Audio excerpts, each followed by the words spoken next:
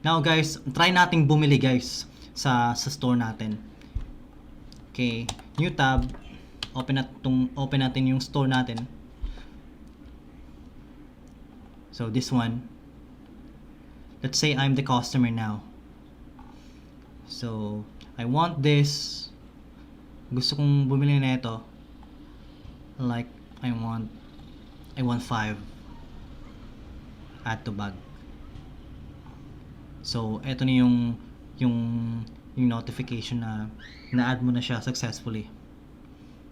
Okay, you can continue shopping. Pabalik ka dun sa page, sa shop here.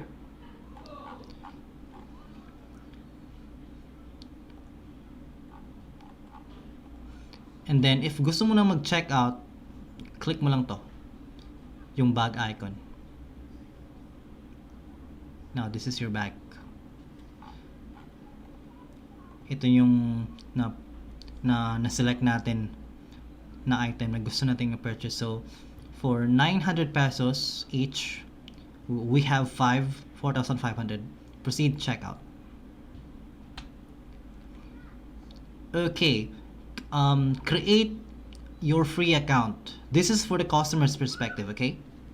So enter ko lang yung email ko.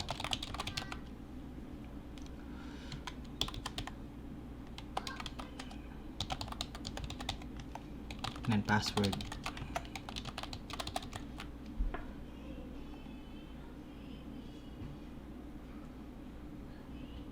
Okay, so may account na ako guys, and then secure checkout. Go proceed to checkout na. So I need to fill all necessary blanks here. Fill out ko lang. Clean lang pa rin.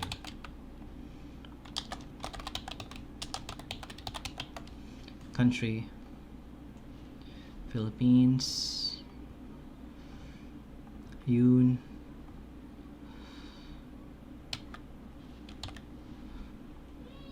Hold on.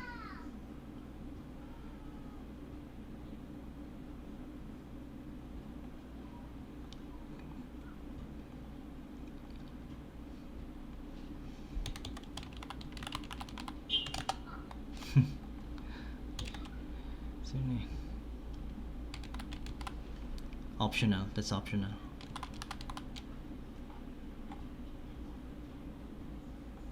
Okay.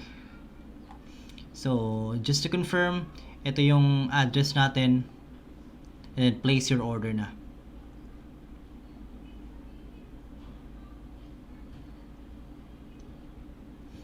So, ayun na. Mananotify ako na parang for like processing na yung product ko. So view natin. To ship, okay? To ship. This one for 4,500. So on your side, if ikaw yung owner, mananotify ka rin.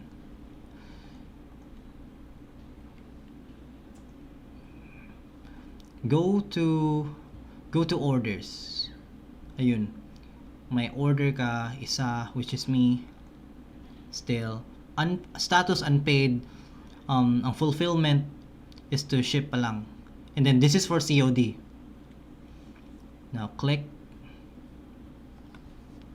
Now dito na yung transaction guys. So expand natin to. You are still preparing to ship the product. For example, pumunta ka sa like nearest or preferred logistic partners nyo like JNT or LBC, like that. Okay? So, for example, nakarating na kayo and then tapos na yung transaction nyo doon. Nabigyan ka na ng control number or reference number. Go to this button here. Now, lagay nyo lang yung tracking number here. Let's say, ganito. And then, for example, JNT. Okay? Or, yeah. Select lang dyan.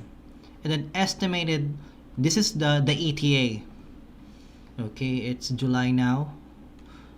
Okay, July 12, 2023. Okay, ayun. So update. Ito na guys. Ito na yung parang procedure niya, yung parang sequence ng order. And then let's say, okay, let's say na nakarating na yung product, yung parcel ng customer nyo, like na-confirm na niya na natanggap na niya.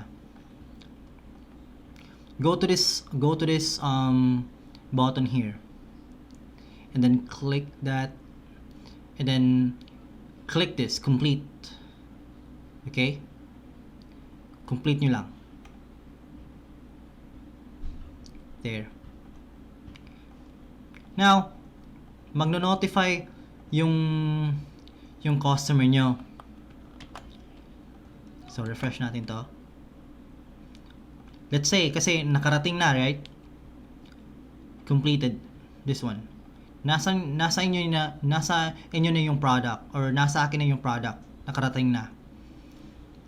And then this guy, view details. Ito. Palaki natin. Sorry.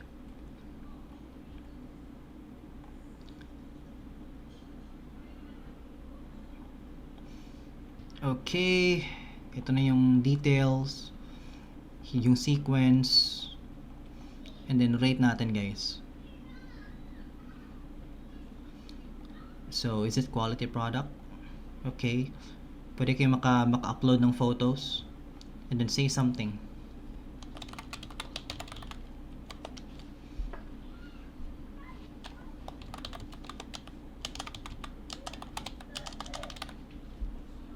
Excellent quality.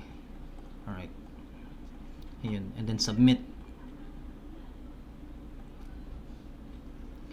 Okay, na-rate na natin yung product. So, okay, tapos na. X na natin to. Refresh.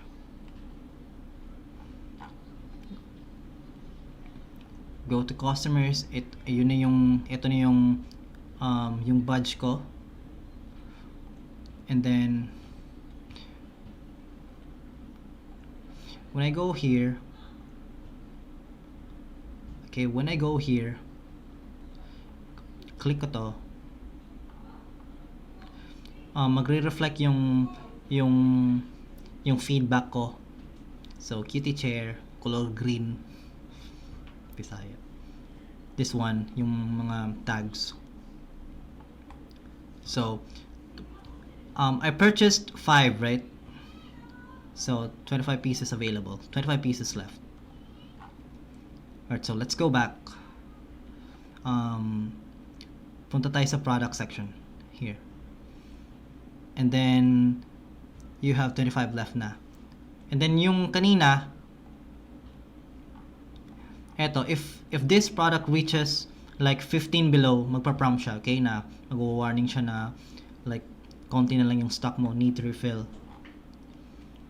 Alright, so that's pretty much it. I hope na at least somehow na tulungan ko kayo on how to create your online store using Upsell platform, and more tutorials to come, of course.